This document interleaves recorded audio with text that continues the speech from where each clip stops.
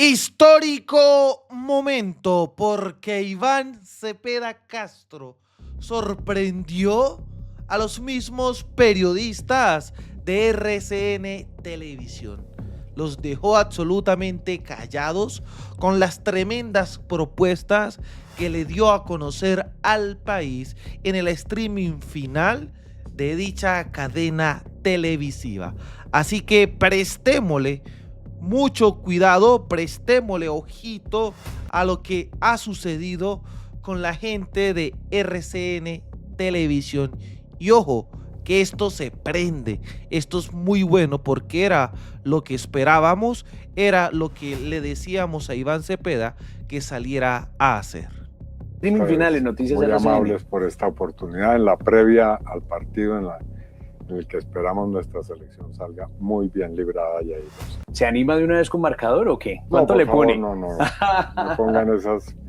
Ni siquiera hago vaticinios sobre, digamos, cuántos votos vamos ahora a tener. Sé que vamos a ganar, pero no me gusta hacer ese tipo de cosas. Véalo, usted es muy cauteloso. Y mire, yo voy a arrancar con una intimidad. A mí mucha gente y muchos colegas sobre todo me dicen, ¿y usted cómo hace para que Cepeda vaya allá y cumpla con las entrevistas? Les digo, muy fácil, con respeto, que esa ha sido como la base de la conversación que hemos venido teniendo. Debo reconocer que hemos tenido diálogos y han sido muy respetuosos y agradezco esta posibilidad en un momento tan crucial de este proceso, poderme dirigir a tantas personas que van a ver esta conversación. Sin duda, y nosotros también lo agradecemos. Pero una confesión, ¿le dan jarterita a estas entrevistas o no? No, para nada. No, yo, digamos, tengo una vida pública de largos años ya y siempre he creído que la comunicación es tan importante como cualquier otra área de la política. Es más, la comunicación es la política en sí misma. Óigame, muy interesante eso que dice. Y lo otro que me han dicho mucho desde que anunciamos este streaming con ustedes, a Acevedo le va a dar miedo preguntarle por la salud al senador Iván Cepeda. Yo digo, ¿por qué? Si con el mismo respeto y la misma transparencia uno puede hacerle esa pregunta. ¿Cómo está su salud, senador? Primero, yo todas las cuestiones que atañen a mi vida pública y mis responsabilidades, estoy plenamente dispuesto a abordarlas. Y por supuesto, las personas que tenemos responsabilidad pública debemos explicarle a la opinión también cosas como cuál es nuestro estado de salud física y también mental, por supuesto. Lo que no está bien es hacer campañas, como la que denuncié ayer, desde la orilla del señor de la Espriella en una de sus cuentas oficiales, en la cual se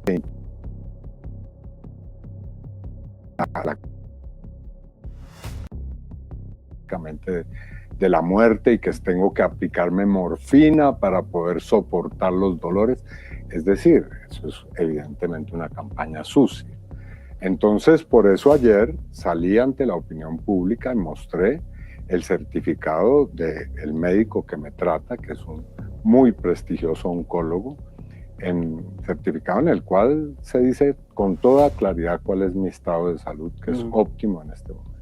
Sí, usted tiene o tuvo un cáncer, ¿no? Eso también se sabe. Sí, y tuve una metástasis en el hígado. Y me apliqué en ese momento, pues, el procedimiento de quimioterapia y tuve dos cirugías. ¿Qué año? Eso fue en el 2018 primero y después 2021, 22. El certificado en últimas, para salir de este tema, dice que usted puede asumir una posición como la de la presidencia de la República sin problema. Es decir, yo no hubiera asumido una campaña tan exigente, que tiene tal nivel de responsabilidad, si hubiera la mínima sombra de duda sobre mi estado de salud. Así que la gente puede tener sobre eso total claridad y confianza. 6 de la tarde, 6 minutos. Vamos a recorrer todos los temas que podamos con el senador Iván Cepeda. Recuerden ustedes que tuvimos este mismo ejercicio el lunes de esta semana con Abelardo de la Espriella. Y Abelardo de la Espriella decía muchas cosas y muchas de ellas también en contra de Iván Cepeda.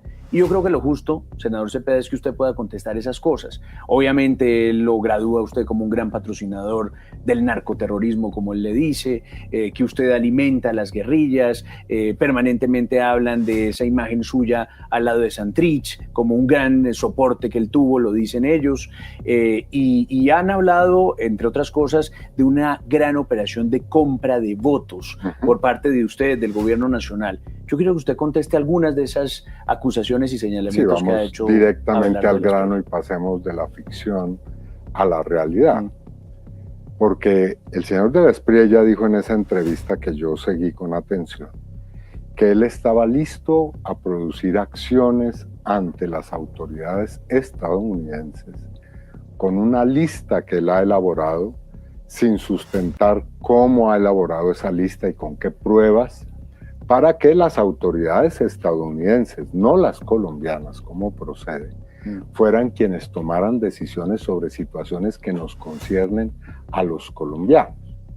Es decir, el señor de la Espriella nos está notificando que para él la justicia colombiana es simplemente un decorado y que para él, digamos, la fuente de la justicia que vendrá si es que, para desgracia de los colombianos, él llegara a asumir una posición en la que tuviera que tomar decisiones importantes para la nación, pues sería optar por que Estados Unidos, su justicia, sea la que determine el destino de nuestro país.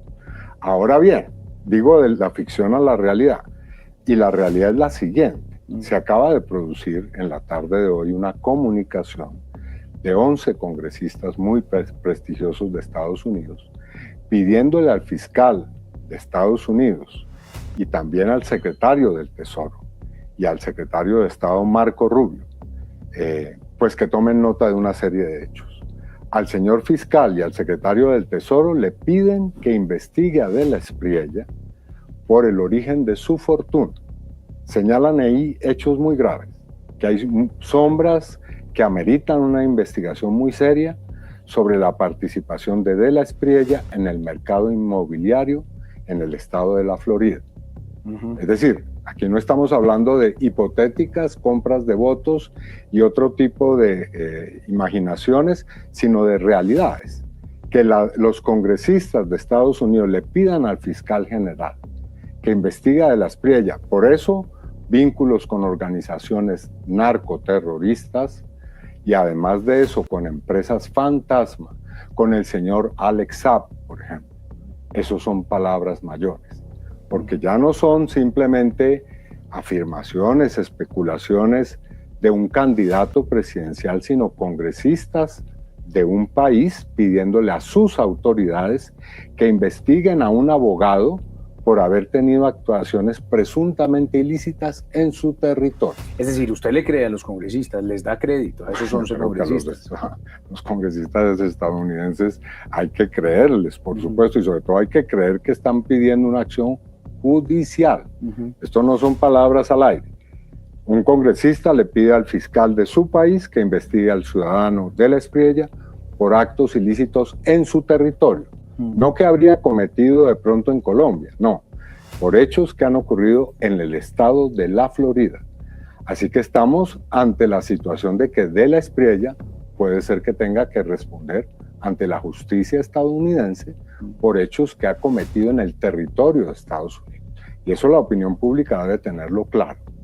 Él que le gusta, pues, de una manera, pues con esas afirmaciones tan bravuconas que él hace y esas gesticulaciones, amenazar a los colombianos con que les van a perder la visa, van a estar en la lista Clinton, no sé qué. Él va a tener que ir a dar explicaciones ante las autoridades estadounidenses.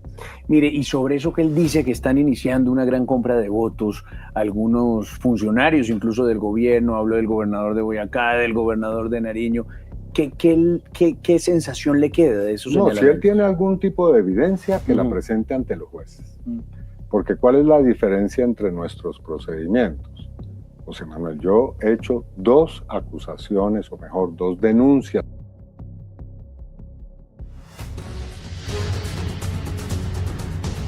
Se cae la entrevista en RCN. Sobre cómo se ha enriquecido con el sistema de salud, o mejor, con los recursos del sistema de salud. Y esa denuncia la he presentado también ante la Fiscalía. Y en los próximos días lo voy a denunciar por eso que él dice que él podría denunciarnos a nosotros y no lo ha hecho. Y es por compra de votos. Y la diferencia es que yo sí le puedo decir cómo lo está haciendo. Pero eso es una noticia importante. Claro que sí. Es decir, usted sí tiene no pruebas le puedo de que... soltar la chiva. Sí, no, pero adelántenos alguna cosita. Días, por favor. Pero usted tiene pruebas de que del lado de la campaña de Abelardo de la Espriella se están haciendo esas prácticas. Investigando seriamente qué es lo que está haciendo la campaña presidencial del señor de la Espriella. Y como él acostumbra a hacer las cosas, ahí no hay nada transparente, todo es torcido. Entonces, este señor va a tener que responder, no allá en Estados Unidos, que ya ahí tiene una cuenta pendiente. Entre otras cosas, la carta de los congresistas estadounidenses dice en una parte que de la Espriella es un individuo peligroso para la seguridad nacional de Estados Unidos. Así de grave es la cosa. Entonces, así como va a tener que responder allá, va a tener que responder aquí. Vea esto, senador y candidato Iván Cepeda, que nos lo están preguntando además muchos de los que se están conectando por miles a esta hora en nuestra transmisión por todas las redes de Noticias RCN, el streaming final. Dicen, Iván Cepeda y la gente de su campaña critica mucho, como lo estamos viendo, a Abelardo de la Espriella por incendiario, por radical, por fascista, le han dicho incluso en algunos momentos. Pero ¿qué pensar de las declaraciones de Carlos Carrillo, de Gustavo Bolívar, de que si usted no gana se incendia el país? ¿Usted qué Yo la que opinión escuché le fue la de eso? mi colega y compañero Gustavo Bolívar, y lo escuché muy atentamente. ¿Qué es lo que ha dicho él? Que el señor de la Espriella, precisamente, entre otras cosas en el espacio que tuvo aquí en RCN, dijo que una de sus primeras acciones o entre sus primeras labores estará perseguir a los miembros del pacto histórico, comenzando por el presidente Gustavo Petro y también en mi contra y también otros dirigentes. Y él ha utilizado expresiones que hay que recordarlo aquí son supremamente peligrosas. Decir que alguien va a destripar a otra persona. Es decir, es una afirmación supremamente agresiva y violenta. Entonces, entendí que Gustavo Bolívar dijo que si el señor de la Espriella toma ese camino, pues obviamente puede suscitar una situación muy grave en el país. Y es así, en Colombia ha habido en otras etapas de la historia, y yo he sido precisamente víctima de una de esas circunstancias, el genocidio político contra la Unión Patriótica, pues momentos en los que se emprende el camino de pasar de las palabras agresivas a las acciones. Entonces yo le exijo al señor de la Espriella respeto por la vida, respeto por la integridad de toda persona y por supuesto de nosotros como sus adversarios políticos. Yo nunca he amenazado ni a de la Espriella ni a nadie de su entorno con hacerle daño física, moral o intelectualmente o simbólicamente. He hecho denuncias ante la justicia. He aplicado el camino de la ley, el camino de lo que prescribe la Constitución para hacer mis denuncias contra él. Así que de ninguna manera yo he jugado el papel de ser incendiario o de ser una persona agresiva. No, simplemente me he limitado a hechos concretos de su vida como abogado, como aliado de las Autodefensas Unidas de Colombia y ahora como candidato presidencial.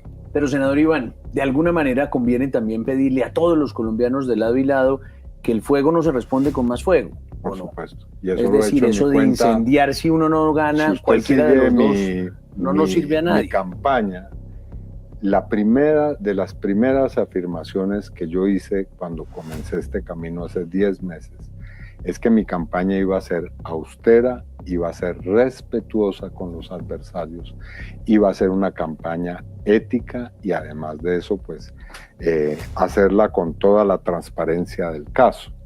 Y he, digamos, tenido un comportamiento que intenta al máximo ser coherente con esa afirmación. Yo no he proferido ningún insulto contra ninguno de mis contradictores. Sí he tenido controversias álgidas, sí he respondido a sus ataques y sí he hecho las denuncias ante la justicia que corresponden. Es que aquí me dicen, oiga, se ve siempre Iván Cepeda muy sereno, muy tranquilo. ¿Qué lo descompone a usted en la vida, entre otras vainas? No sé. Le voy a decir algo que me da realmente mucha indignación, es no poder decir lo que tengo que decir a tiempo y de decirlo con toda claridad. Es decir, para mí lo fundamental es que uno pueda asumir las conductas políticas coherentes con sus principios en el momento debido y no dejar que las cosas pasen en medio de un silencio cómplice o tímido cuando uno constata que hay injusticias. Eso, para serle franco, me saca de casilla. Eso sí le saca la piedra, como decimos coloquialmente. Totalmente. Grosero, sí, no creo que sea, ¿o sí? No, a veces sí. Cuando, sí, de groserita. A veces se me va alguna que otra sí, expresión un poco decorosa.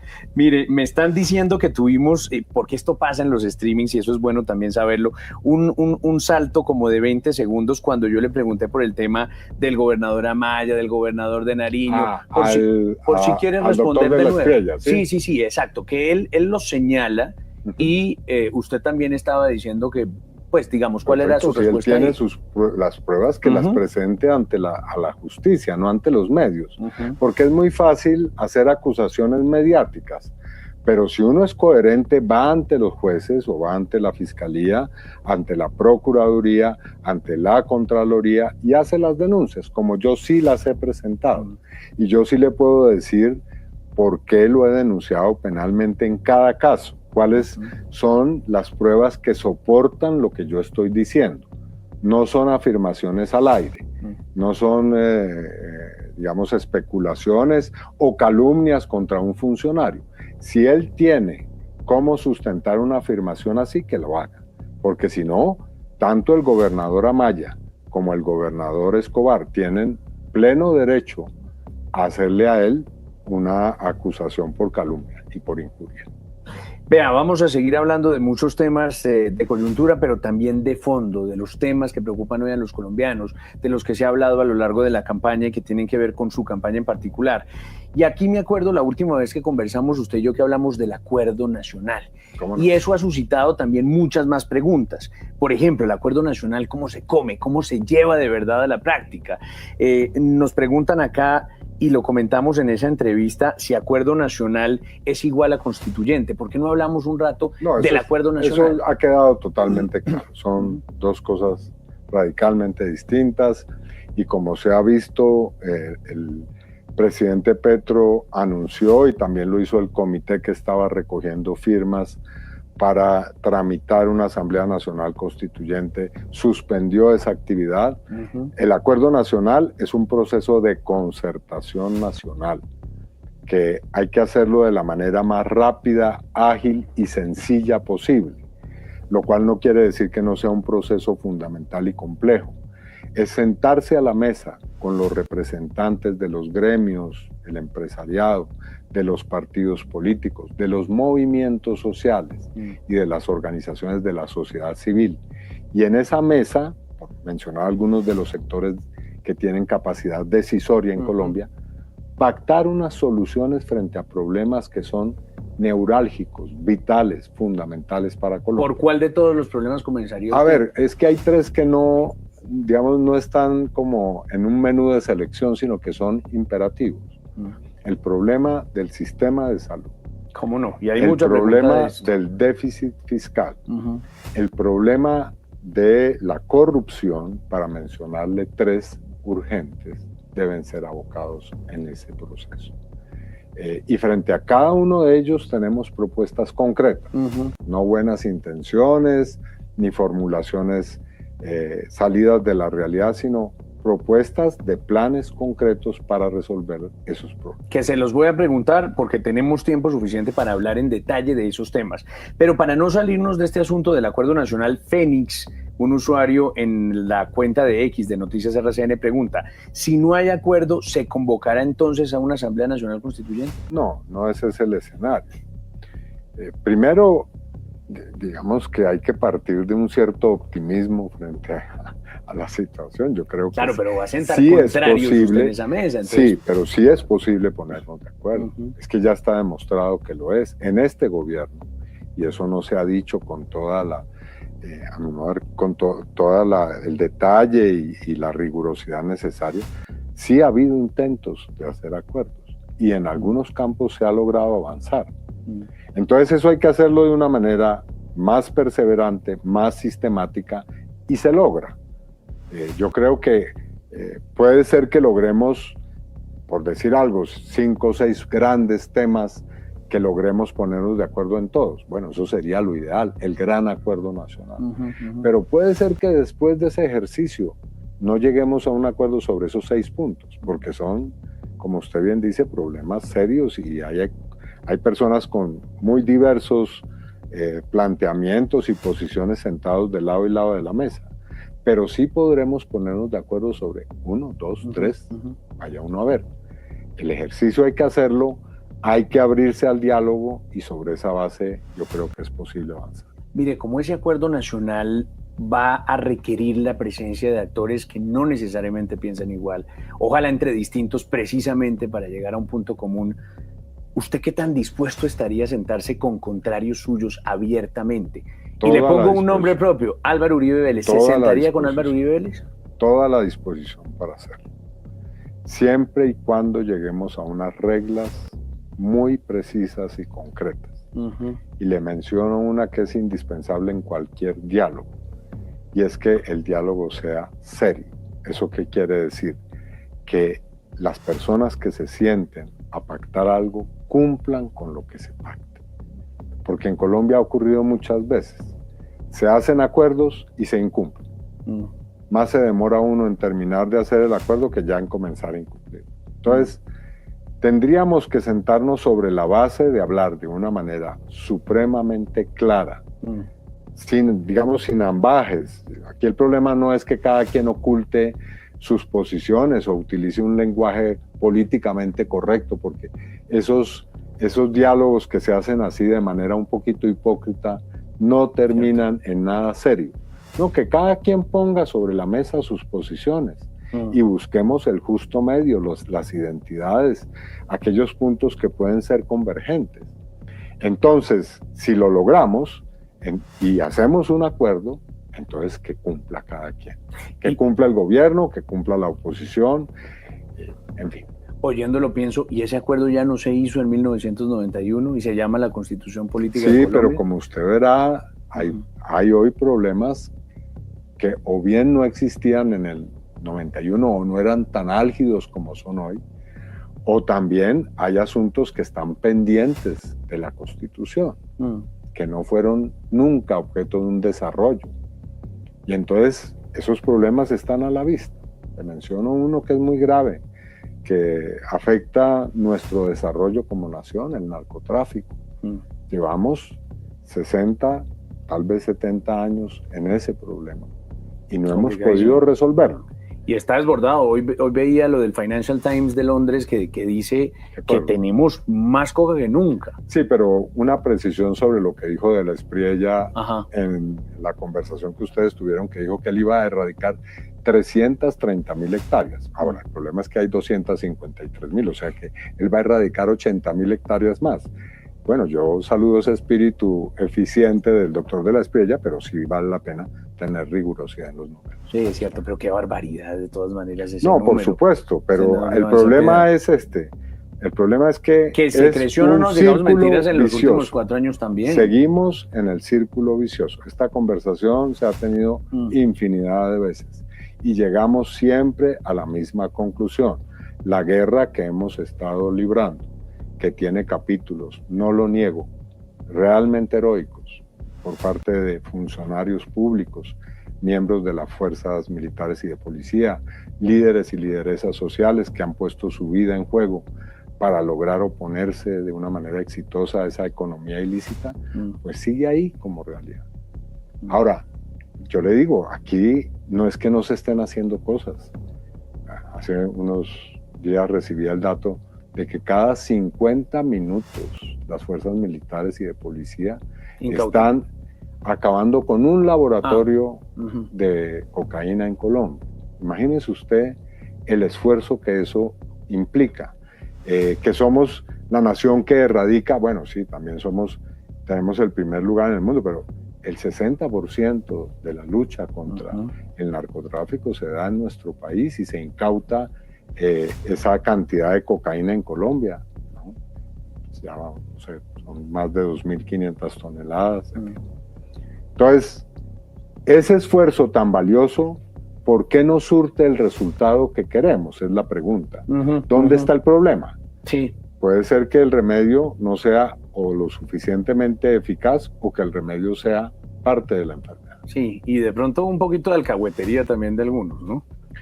Pues es que el narcotráfico es corruptor, Claro. y ha infiltrado el Estado y ha puesto y sometido niveles del Estado incluso a su acción de descomposición de la ética pública. Pero, digamos, aquí hay que ensayar otras vías, otros mecanismos, o hacer complementarias distintas estrategias que se hacen y que son en este momento totalmente aisladas y caóticas. Bueno, habría que ver mediante ese diálogo que yo propongo qué podemos concertar en esa materia. Oiga, senador Iván Cepeda, lo chévere de poder estar haciendo esto en tiempo real, en vivo, sin libreto, sin cartón, es que me están reportando que cada minuto son miles y miles las personas que se nos están conectando, que se están uniendo. Saludar a todos. Exacto, algunos están de acuerdo con usted, otros lo madrean, pero bueno, de todo hay. Y mire, y me dicen, pero concrételo, Acevedo, diga que sí o que no a la constituyente, digamos, no, esa puerta está cerrada para Iván Cepeda. En este momento, ¿o no? ¿Qué? Mire, en esto sin ambigüedad, ese no va a ser una situación que vamos a abocar en el gobierno. Esa es una respuesta buena. Puede ser que en el futuro, en Colombia, puede ser que en algún momento surja como posibilidad. No en 4 años. Porque es un derecho de los ciudadanos proponerlo. Nadie puede impedirle a alguien hacer una propuesta en materia de Asamblea Nacional Constituyente. Pero si usted me pregunta como presidente de la República, mi prioridad, a lo que voy a dedicar mis esfuerzos con la coalición y las fuerzas que me acompañan en este proceso es a intentar el camino del diálogo y el acuerdo nacional.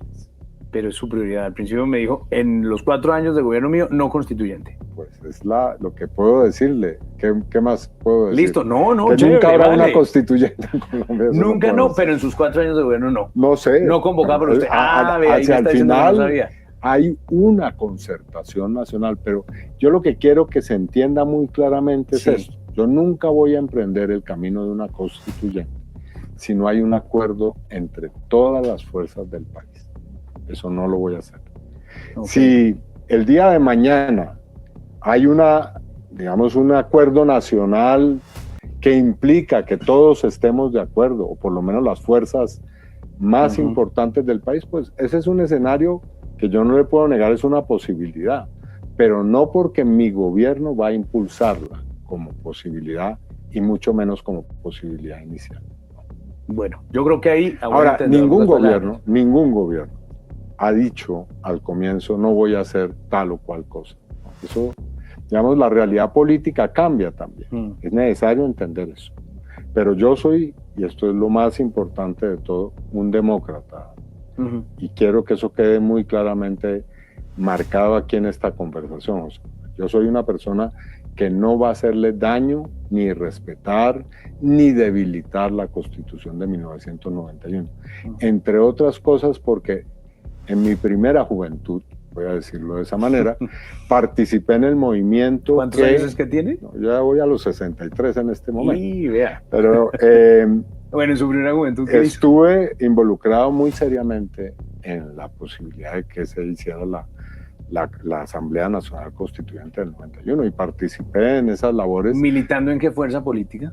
Yo en ese momento estaba en la Unión Patriótica, claro está, y después pasé a ser parte de la ADM 19 y después del Polo Democrático. Sí. Pero en ese momento estábamos muchos involucrados en hubo unos grupos, unas comisiones de discusión preparatorias de los temas que fueron posteriormente objeto del trabajo de los constituyentes de 1991. Así que no voy a irrespetar, a violentar de manera fraudulenta y arbitraria la Constitución.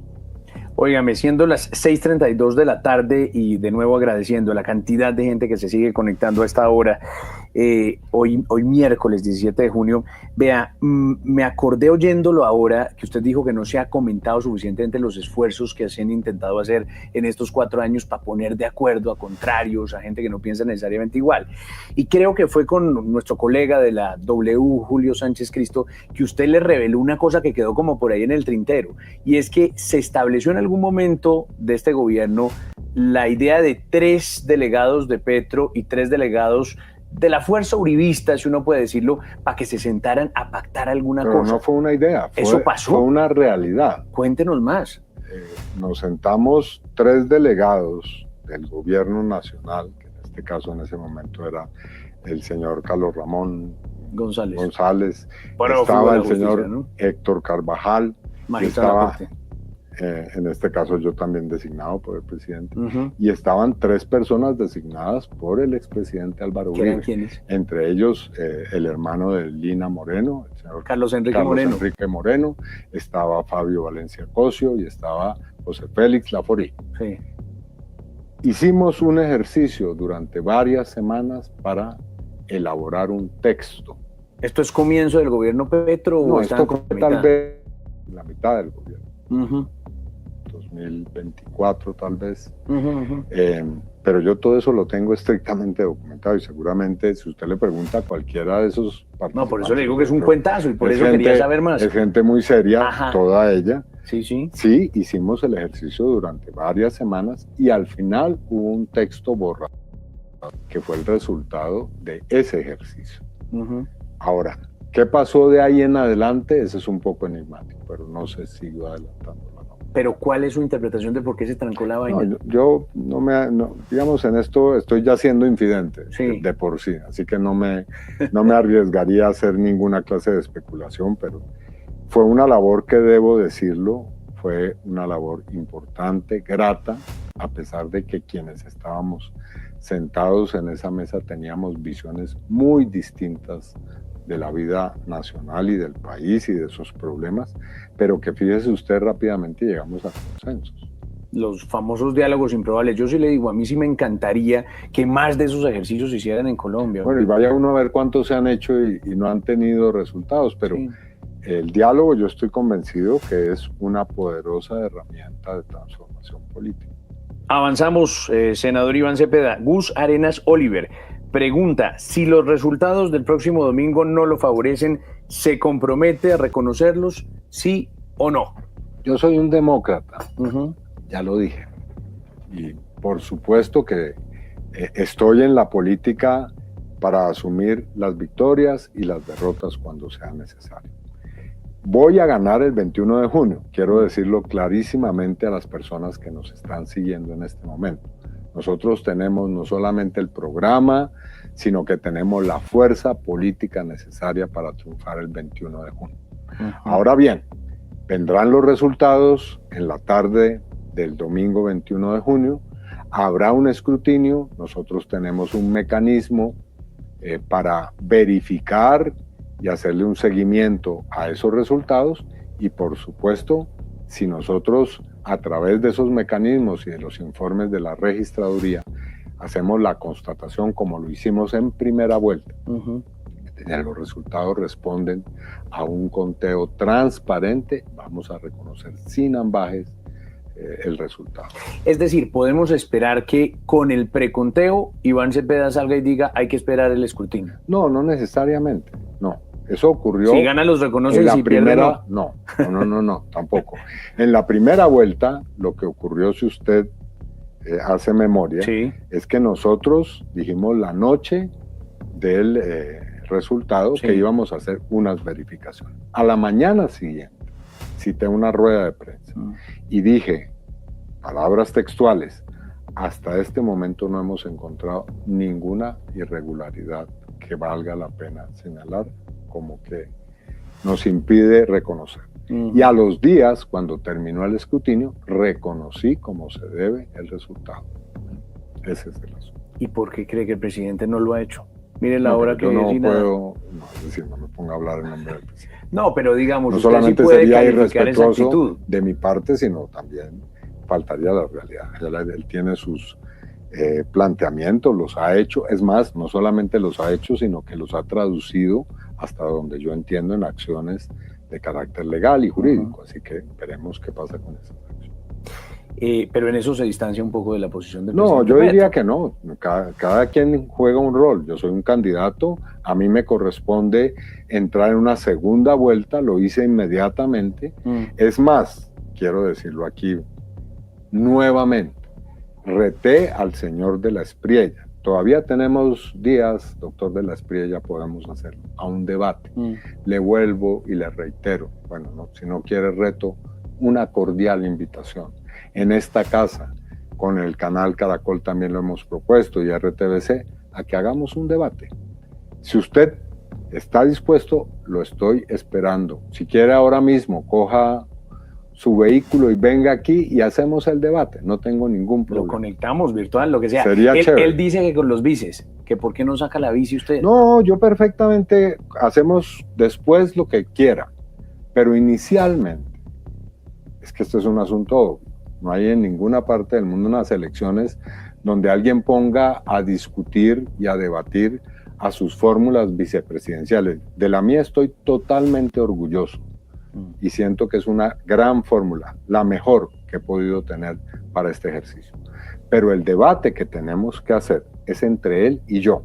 Así que lo he invitado a que no se siga escondiendo detrás de su fórmula vicepresidencial, que dé la cara y que venga y discutimos y debatimos. Eso sí, con mucho respeto, lo invito a que no se salga de casillas porque he visto que él tiene un poquito la tendencia a perder rápidamente el control. Entonces, a que hagamos ese ejercicio y sobre todo con argumentos, con una deliberación que va a ser muy útil para el país, para la decisión que debe tomar el próximo domingo. Mire, ya que hablamos de los candidatos a la vicepresidencia y de lo que pasó el lunes, que es importante que usted también se refiera a eso en igualdad de condiciones con Abelardo de la Espriella, aquí muchos me dicen, Iván Cepeda dice que Abelardo de la Espriella se esconde detrás de José Manuel Restrepo, sí, pero Iván Cepeda esconde a Aida Quilpué. No, para nada, ¿No? Si la nombré con el mayor de las convicciones. ¿No? Eso es irrespetuoso, por supuesto, de quien lo diga. Yo creo en los pueblos originarios de nuestro país. Son otros los que ejercen el racismo estructural, que creen que porque una persona tiene un origen, bien sea social o bien sea étnico, o bien porque tenga unas preferencias o ideologías en la vida, tiene que ser discriminado y menospreciado. No, Aida Quilpué es una gran figura del país y está perfectamente capacitada. Estoy La critican por la falta de preparación académica. Convencido que está Senador. mucho mejor preparada que el señor Restrepo para dirigir este país. Ese es tremendo titular. Sí, porque el señor Restrepo, francamente, él habló de una pandemia en su entrevista también que la escuché. Y realmente la pandemia fue su gestión, ¿no? Y la gestión que hizo con el expresidente Duque. El país quedó muy mal. Hay que recordar que la deuda que se creó en el fondo del precio de la gasolina es en buena parte obra de que ellos, tanto Duque como el señor Restrepo, dejaron que esa deuda se siguiera acumulando irresponsablemente y no asumieron la necesidad de cobrar lo que tiene que ver con el precio, con la tarifa o el sobrecosto de la gasolina. Más preparada entonces Aida Quilpué que José Manuel Restrepo. Estoy plenamente convencido. Dice Iván Cepeda. Pero claro que sí. Bueno, vea. Como yo estoy plenamente convencido que soy infinitamente más capacitado y mejor para gobernar este país que el señor de la Espriella, que realmente me parece un personaje supremamente oscuro. 6:41, cambiamos de tema. Tania por Instagram pregunta sobre educación y me parece muy chévere que hablemos también de eso. Dice Tania, ¿cómo puedes ayudarnos a los jóvenes en el ámbito educativo? ¿Qué les respondemos? Yo creo que la educación es un motor del desarrollo de nuestro país. La educación, el conocimiento, la ciencia, la tecnología. A mí me parece que es triste que muchos de nuestros jóvenes tengan que ir a buscar la educación, bien sea a las grandes ciudades o bien sea al exterior, y que no tengamos en cada territorio, en cada región, centros de educación superior que puedan garantizar una educación de calidad y al mismo tiempo universal, de accesibilidad universal para todas las personas. Así que respaldo que este gobierno haya creado 107 proyectos de universidades o de campus universitarios en regiones rurales y en la periferia de los grandes centros urbanos. Y mi gobierno va a seguir estimulando y llevando a la práctica esas 107 universidades, porque yo creo que los jóvenes del Catatumbo, por mencionar una región del país, tienen el mismo derecho que los jóvenes que habitan en las grandes urbes de tener una educación superior al alcance de la mano. Así que vamos a estimular, como se ha hecho en estos 4 años, la educación en todas sus formas. Por supuesto, es un deber del Estado fortalecer la educación pública, y así lo haremos, pero eso no quiere decir que no vamos a estimular la educación privada también. Y vamos a estimular la ciencia y vamos a estimular la formación en la tecnología al más alto nivel. Por ejemplo, es que ahora que dice lo de la educación privada me surge esta inquietud. ¿Créditos o estímulos con dineros del Estado enfocados a que los jóvenes puedan escoger si quieren una universidad pública o privada va a haber en su gobierno? Sí, pero primero la educación pública. O sea, usted en eso sí prioriza la educación pública. Sí, claro que sí, porque a mí me parece muy importante la labor que cumplen las universidades privadas y podemos tener un diálogo. Y estoy abierto al diálogo con las universidades privadas, que son centros de formación, muchos de ellos reconocidos nacional e internacionalmente. Pero necesitamos estimular la educación gratuita y al alcance de todas las personas. Alguien me decía, bueno, pero ¿y por qué todo el mundo tiene que ir a la universidad? Pública, sí. ¿Y por qué no hay formaciones medias? Cosa que me parece muy bien, técnicas. Yo también estoy de acuerdo con eso, pero y la pregunta que yo le hacía a la persona es, ¿y usted es universitaria? Claro que sí, orgullosamente soy. 4 años, ¿y por qué el resto de los colombianos y colombianas no tienen o no deben tener esa posibilidad? Ahora, a mi modo de ver, es muy importante que existan también formaciones técnicas, que exista el Servicio Nacional de Aprendizaje, que este gobierno ha estimulado, creando la posibilidad de que los aprendices del SENA estén asalariados, cosa que me parece fundamental. En la reforma laboral. Pero lo que hay que desarrollar es un sistema o un ecosistema educativo que tenga todas las posibilidades en todos los territorios. Es decir, que usted tenga la posibilidad de educación primaria, secundaria, universitaria, ciencia, doctorado en un territorio. Y además, le digo esto, con la posibilidad de que ese conocimiento sea contextualizado regionalmente. En Colombia tenemos muchas posibilidades de desarrollo científico en los territorios en torno a nuestra riqueza, por ejemplo, a nuestra biodiversidad. Si aquí tuviéramos ciencia en el territorio, le aseguro que tendríamos premios Nobel en ciencia por los descubrimientos científicos que se podrían hacer y el bien que le podríamos hacer a la humanidad. Entonces hay que desarrollar la ciencia, hay que desarrollar el conocimiento y para eso el Estado debe comprometer sus recursos de una manera importante. Senador Iván Cepeda, ¿qué va a pasar, preguntan acá, con el ICETEX en un eventual gobierno suyo? Sí, hay que examinar esto porque la experiencia del ICETEX se convirtió poco a poco en una deuda casi que impagable para muchos jóvenes del país, que quedaron prácticamente esclavizados o atados a créditos que han tenido que pagar de una manera prácticamente pues eterna. Así que nosotros necesitamos examinar muy seriamente esto y necesitamos ver cómo reformulamos la posibilidad de que haya estudios en el extranjero, posibilidades de que la gente se forme, pero no convirtiendo la educación en una especie de sistema financiero laberíntico para las personas y los jóvenes. ¿Saben qué me dicen acá también? Que mientras la gente se está desplazando de sus trabajos a sus casas para llegar a tiempo a ver el partido a las 9 de la noche, nos queda tiempo todavía, están a través de su celular, de sus tabletas, es que escogimos viéndonos la a previa. nosotros. Ah, ya, ahora entiendo todo. Es que ayer usted me había propuesto competir con Messi. Entonces yo dije, no, ese partido lo pierdo ya de entrada. Compitiendo con Abelardo de la Espriella encima con Messi. No, Abelardo de la Espriella es fácil, pero Messi no. Oiga, senador Iván Cepeda, entramos a otro tema que también es recurrente. Estoy revisando todas las preguntas de la gente y me sale mucho este. Y esta vez Majo Vargas Grajales pregunta por Instagram, ¿cómo manejará la crisis de la salud? Para comenzar, ¿usted reconoce que hay crisis en la salud? No, creo que, es decir, negarlo sería un acto realmente de necedad, ¿no?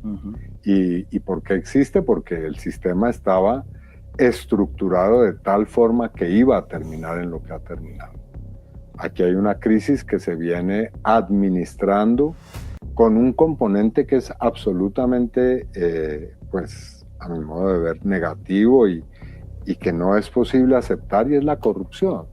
50 billones de pesos que se han ido en, digamos, el enriquecimiento de particulares, hay que decirlo así. Entre otras cosas, como se lo dije yo, denuncié penalmente al señor de la Espriella por precisamente la manera en cómo se administró una de esas empresas promotoras de salud. Entonces, aquí hay que efectivamente abocar esa crisis, hay que crear un plan rápido.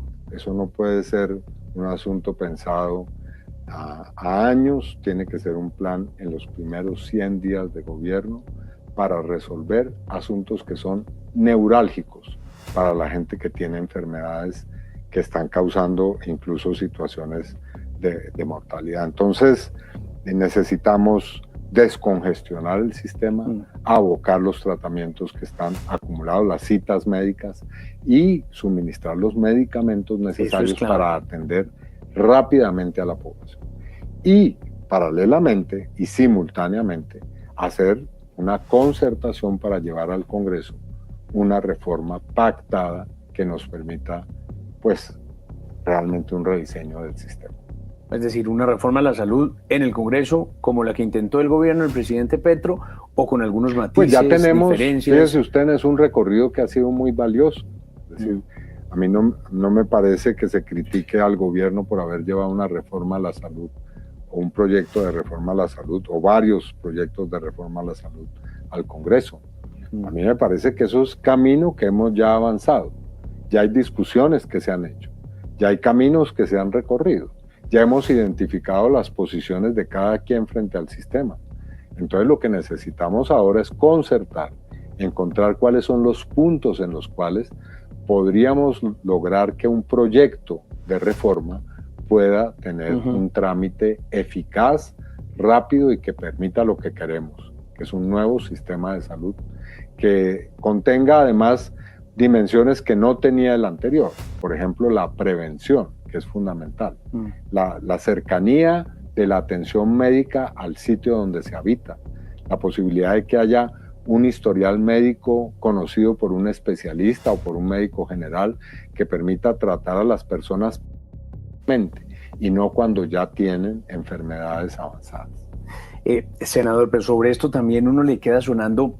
Efectivamente, hay unos pillos que se han robado desde los privados, algunas de las EPS y IPS y demás, pero le queda a uno un sinsabor con este gobierno en particular, senador, cuando uno ve que hay cifras récord como los 2 millones de quejas ante la Superintendencia de Salud, o cuando le pregunta el DAN en una encuestadora a cualquiera de los colombianos si están recibiendo sus medicamentos y el 67% dice que tienen problemas. ¿Sí se empeoró la cosa o no? Hay efectivamente un estado de crisis estructural del sistema, ¿no? Es decir, era previsible que llegáramos a este punto. Era absolutamente claro que un sistema que se privatiza, en el cual los recursos públicos terminan en las arcas de los corruptos o sirven para la especulación financiera, que desatiende poco a poco por esa acumulación de deudas la atención de los usuarios, terminara como está terminando. Pero también hay aspectos de la gestión de este gobierno que hay que tener en cuenta. Le mencioné ya una.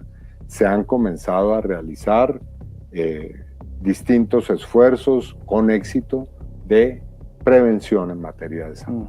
Y creo que eso es fundamental, como también territorializar la presencia del Estado. Esa es la buena, pero ¿usted me reconocería algún error en materia de salud de este gobierno? Bueno, no, yo no creo que el gobierno es perfecto y que todas sus actuaciones están exentas de crítica, ¿no? Por supuesto que sí, seguramente en el trámite de las reformas se pudieron hacer tal vez en algún momento algún tipo de discusiones que pudieran haber permitido avanzar.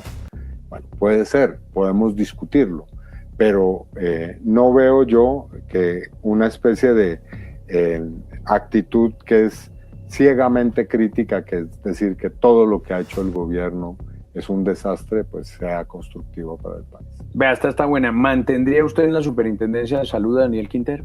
No, habrá cambios de funcionarios seguramente y incluido vamos ese. A revisar.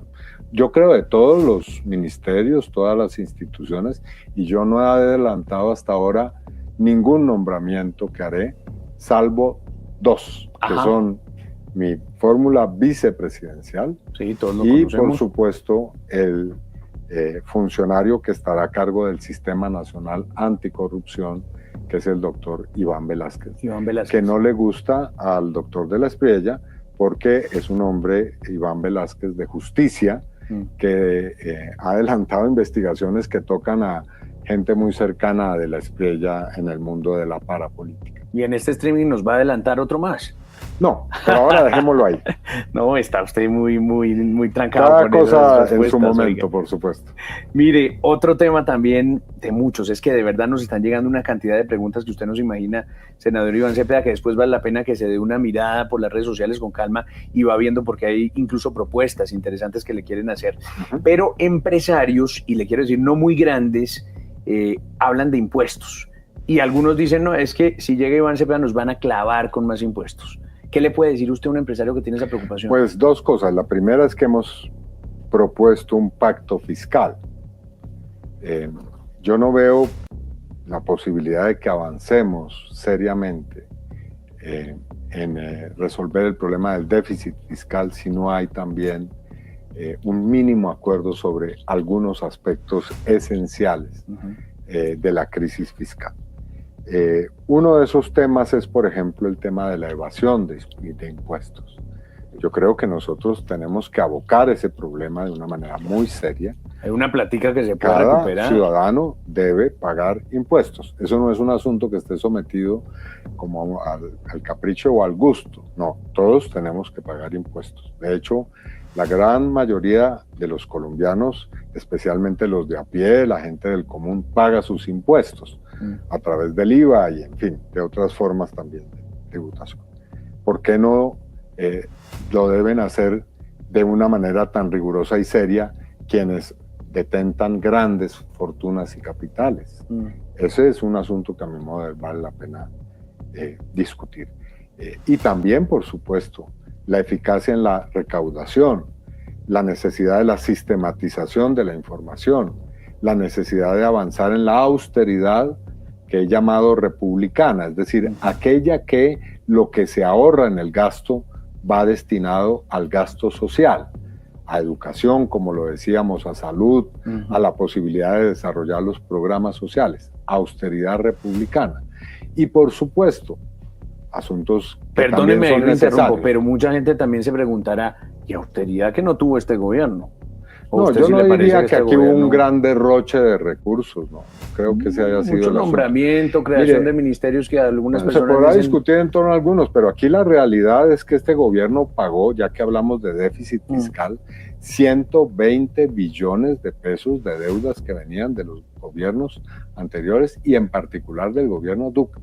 No se le olvide que había una deuda de 80 billones, precisamente por ella hay que preguntarle al doctor Restrepo, del FEPEC, que era el fondo de precio de la gasolina, y también otra deuda que nos dejó el gobierno de Duque, que fue la de ese fondo, de esa deuda del Fondo Monetario Internacional para pagar y cubrir gastos de las grandes empresas durante la pandemia.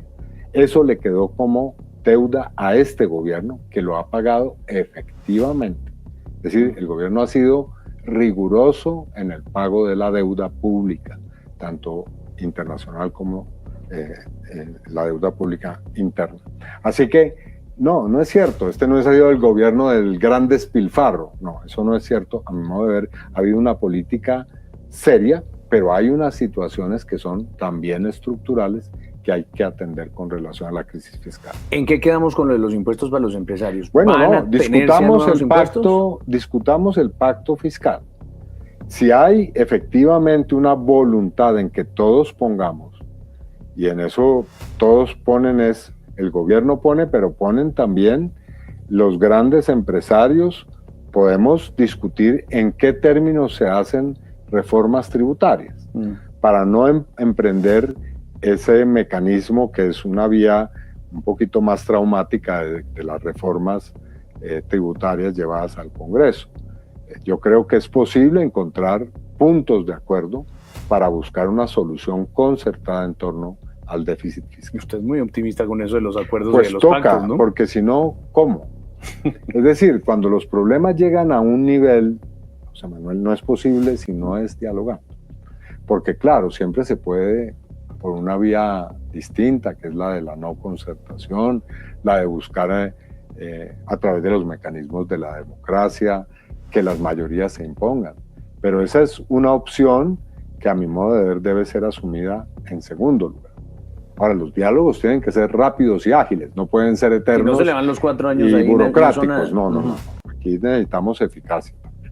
Mire, Arnold DR pregunta, ¿qué haría con Estados Unidos en temas económicos y políticos? Una relación de un gobierno eventual suyo con los Estados Unidos, ¿cómo es? Mi relación o la relación que yo propongo con Estados Unidos se fundamenta, o con el gobierno de Estados Unidos, sobre principios básicos que responden a un legado que no es de ahora, sino que ha sido hasta cierto punto tradicional. Y es respeto de la soberanía, cooperación y asunción de la responsabilidad bilateral en los asuntos que nos competen. Si hay imposiciones unilaterales, obviamente las relaciones entre ambos países y gobiernos se lesionan, se lastiman. Entonces, aquí también soy amigo de que haya concertación. Y yo creo que eso es posible. Si hay respeto, si hay consideración de la soberanía, si hay la posibilidad de entender que si le va bien a Estados Unidos y a Colombia por separado, le va bien a ambos países. En Ahora, de entrada usted ya sabe que no es el candidato favorito del presidente de turno de los Estados sí, Unidos, seguramente, ¿no? Ya algo he escuchado de sus predilecciones electorales. Pero bueno, no, uno no se entiende solamente con la gente que piensa como uno. Claro, pero ahí tiene un reto enorme. ¿Ha pensado en nombres de canciller, embajador, eventualmente? Todo eso se ha pensado, sí. ¿Hombre, mujer? No, por favor. Pero yo, si usted me pregunta en general, no sí. por la Cancillería, pero yo sí creo firmemente en la participación de la mujer. No solamente en la política, sino en los puestos y en las posiciones de decisión en el Estado. Creo que ese es un valor democrático que hay que desarrollar. Interesante, vea, otra que tiene que ver con este tema. Si Estados Unidos solicita en extradición a Iván Márquez o a Calarcá, ¿usted los extraditaría? Pues si se cumplen con esas condiciones que plantea la Constitución y la ley, y si esas personas están en poder de la justicia, por supuesto, habría extradición. Pero le voy a hablar de alguien distinto, que no está mencionado en la pregunta, que es el señor Iván Mordisco. El señor Iván Mordisco tiene una deuda inmensa con este país. Y yo quiero decirlo con toda claridad. Él es responsable de crímenes que son crímenes internacionales. El atentado que se hizo contra la población en una vía pública en el Cauca, que costó la vida de 20 personas civiles, es un crimen de lesa humanidad. Ese señor debe ser capturado, sometido a la justicia no estadounidense, en primer lugar a la justicia colombiana, y responder ante las víctimas. Así que, lo digo con toda claridad, el señor Mordisco tiene en este momento la condición de un criminal de lesa humanidad. Y Calarcá, porque hay gente que dice, este gobierno le tira muy duro a Iván Mordisco, pero pareciera proteger a Calarcá. Que no estén en procesos de paz, que no estén cumpliendo, que estén atacando a la población civil. Lo primero, el primer deber de las autoridades colombianas es perseguirlas y someterlas a la justicia. Si son personas que están agrediendo a la población civil, son personas que tienen que responder ante la justicia. Ya veremos si hay procesos que tengan que ver con delitos que se han cometido o que han tenido que ver con otros países y otras poblaciones. En ese momento se surte un procedimiento que usted sabe bien, se hace a través de la Corte Suprema de Justicia, que es la que toma una decisión y toma o da una recomendación al presidente, el presidente toma las decisiones. Senador Iván Cepeda, esto me lleva a preguntarle también, además de esa condición, ¿cuáles otras pondría usted para adelantar diálogos de eventual paz? Yo lo he dicho con grupos? toda claridad, organizaciones que estén atentando contra lideresas y líderes sociales. ¿Por qué pongo esta condición? Porque el liderazgo social en Colombia, en los territorios rurales, en las periferias de las grandes ciudades, es vital para las comunidades. Cada vez que asesinan a una persona que ejerce ese rol de dirigencia en una comunidad, es un golpe no solamente a la familia, a la persona, sino a la comunidad en su conjunto. Es un hecho desestructurante del tejido social. Total. Entonces, frente a los grupos que estén atentando contra personas que ejercen liderazgo social o contra firmantes de paz, porque ese también es un crimen muy grave. Una persona que ha decidido salir de la confrontación armada y de la violencia, firmar un acuerdo de paz, que está rehaciendo su vida para poder emprender un camino distinto. Viene una organización que está ejerciendo la violencia y lo mata, o lo persigue, o lo amenaza, pues le hacen un daño, repito, no solamente a la persona y a su familia y a su entorno, sino a la posibilidad de la paz en Colombia. ¿No? Porque eso hace inmediatamente que otras personas que quieran ir a, digamos, pasar de la ilegalidad y dejar las armas a emprender un camino distinto, pues obviamente generan un miedo y un pánico enorme. Nadie se le mide a eso. Entonces, eso, a mi modo de ver, también debe ser erradicado de la acción de los grupos armados o grupos que estén atentando gravemente contra la población civil. Ese atentado del Cauca, por ejemplo. Dígame, ¿cómo podemos dialogar con una persona que le pone una carga explosiva a una vía de alta circulación sabiendo que eso va a tener como consecuencia la muerte de que eso está por fuera de cualquier lógica de guerra, si es que se puede llamar así? Crimen, repito, de pero vea, ahí se va a quedar usted sin con quién negociar, porque no, todos los grupos hacen yo creo lo que usted que está hay diciendo. la posibilidad, y se han emprendido en otros momentos, diálogos con respeto de reglas.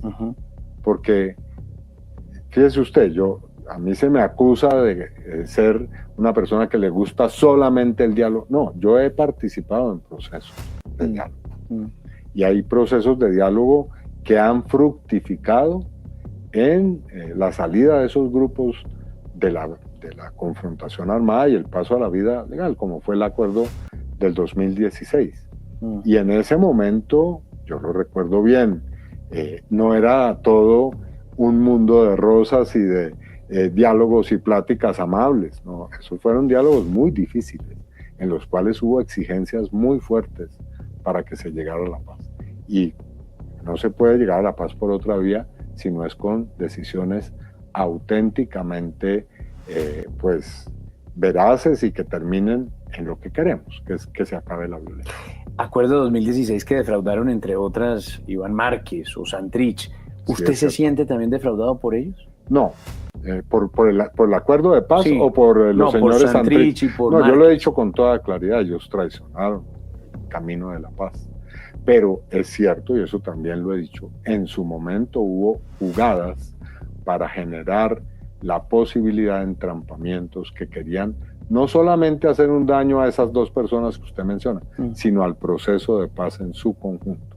Y ese ha sido una discusión de larga data, especialmente con el exfiscal Néstor Humberto Martínez.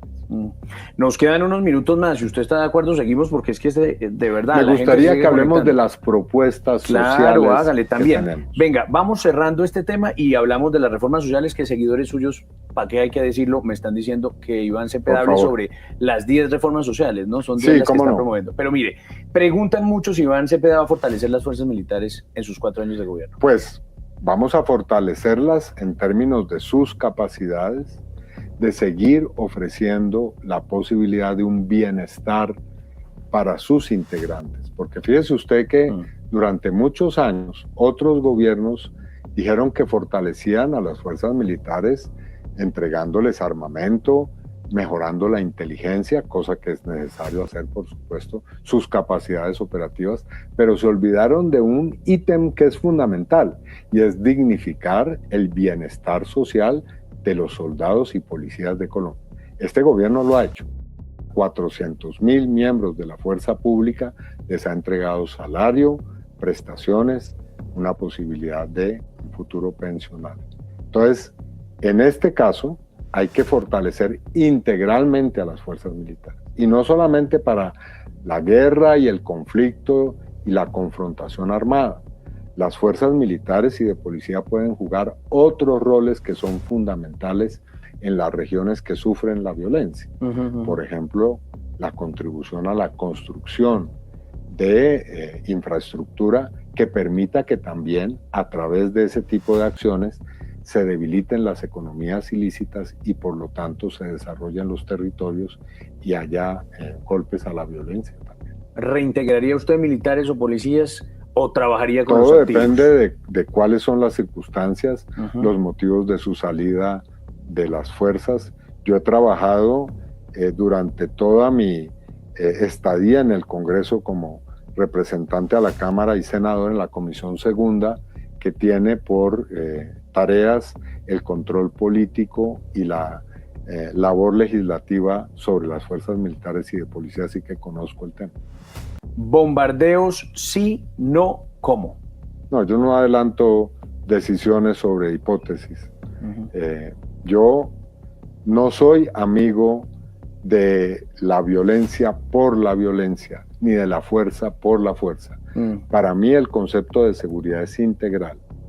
Es decir, no vale simple y llanamente desarrollar acciones militares en los territorios sin que esas acciones estén acompañadas de una presencia integral del Estado. Seguridad humana le ha llamado usted, ¿no? Sí, es la seguridad integral. Necesitamos hacer primero una presencia del Estado en su conjunto, eso se ha dicho muchas veces, pero no solamente eso. Fíjese usted que una de las relaciones con el empresariado, que son fundamentales o que es fundamental desarrollar, es la que tiene que ver con la transformación de los territorios a través de alianzas público-privadas. Ahí hay intereses que son comunes. El Estado quiere desarrollar los territorios, las empresas también. Hay pactos ya en el Catatumbo, en el Chocó, en Nariño y en Cauca. Hay 4 pactos territoriales que ha hecho este gobierno, que tienen acciones como por ejemplo la construcción de infraestructura, de vías que son indispensables, la posibilidad de desarrollos económicos. ¿Por qué no dialogar con el empresariado en esos departamentos para ver si, por ejemplo, se puede implementar un programa que sea programas sociales a cambio de impuestos? Si hay empresas que contribuyen, ya que hablábamos del tema tributario, de una manera seria al desarrollo de los territorios, podría estudiarse la posibilidad también de flexibilizar algunas tributaciones. Le cuento que en eso han coincidido usted y hablar de las playas. Seguramente pondrán énfasis en una zona. De pronto él me copió. Mire, prometo que ya nos vamos para las reformas sociales, pero la última, que lo ven criticando mucho las muertes provocadas por los paramilitares y no tanto por las muertes provocadas por lo que se llaman las FARC o se llaman las FARC, como si la vida tuviera un valor relativo. No, eso no es cierto. Yo he sido muy crítico con relación a la acción criminal. Acabo de decirlo ahora con relación a uno de esos grupos. Pero esa ha sido la constante. Lo que pasa es que la gente tiende a encasillar, y esos son prejuicios que están muy enraizados en nuestra vida social y política a las personas. Yo soy autor en el Congreso de muchas leyes que le rinden honores y homenajes y que tienen que ver con la reparación de víctimas de la violencia de la guerrilla. Por ejemplo, yo fui con el senador Blanco del Partido Conservador, autor de la ley que honra a los cadetes que fueron muertos, inmolados en la Escuela de Policía General Santander, luego de un terrible atentado del Ejército de Liberación Nacional. A esas familias las acompañamos y hoy en día tienen la posibilidad no solamente de haber sido reconocidas y honradas por la muerte de sus hijos, sino también de tener algún tipo de retribución o reparación material por lo que fue ese sacrificio. Podría nombrarle otras, pero no voy a hacer ese ejercicio, pero en eso mi posición desde hace décadas es inflexible. Senador Iván Cepeda, 7 de la noche, 12 minutos. Hablemos de reformas sociales. Yo sé que son 10, porque he estudiado también su programa. Nosotros tenemos, digamos, propuestas que reúnen la condición de que no van a disparar tampoco el déficit fiscal, porque esa es la primera gran discusión. Bueno, se hacen un montón de propuestas, de promesas, y entonces eso pareciera como el sombrero del mago, van saliendo los conejos, pero no se sabe de dónde. No. Aquí son programas que tienen una clara, no solo destinación, sino fuente. Sustentación. Sí, hemos hecho cálculos para que las cosas funcionen. Está el programa de renta ciudadana. Nosotros queremos que ese programa, que implica entregarle a las familias un ingreso por parte del Estado, una renta básica, se vaya convirtiendo también en una manera de desarrollar microempresa, sobre todo microempresa familiar. Es decir, que después de estar un tiempo recibiendo la renta ciudadana, las personas puedan pasar no solamente a depender, porque no se trata de entregar subsidios simplemente, sino a tener una fuente de ingresos productivos impulsando las microempresas familiares. Está la renta joven, es lo mismo, personas que tienen un rango de edad que les permite estudiar o hacer parte de programas para la juventud, igual ir pasando de esa renta a actividades que permitan su incorporación al empleo. Está, por supuesto, el bono pensional, está la necesidad de entregar, como lo prevé ya la ley, un ingreso permanente a las personas en situación de discapacidad que están entre 0 y 29 años, es decir, las personas que tienen una situación más vulnerable, que el Estado pueda contribuir para que su situación pueda ser mucho más digna y puedan acceder a sus derechos, porque las personas en situación de discapacidad tienen los mismos derechos que el resto de los ciudadanos. También los cuidadores, por ejemplo, que están permanentemente ayudando a estas personas. La posibilidad de que el Estado compre al campesinado y a las asociaciones campesinas 6,5 billones de pesos de alimentos. Ahora, ¿eso cómo se hace?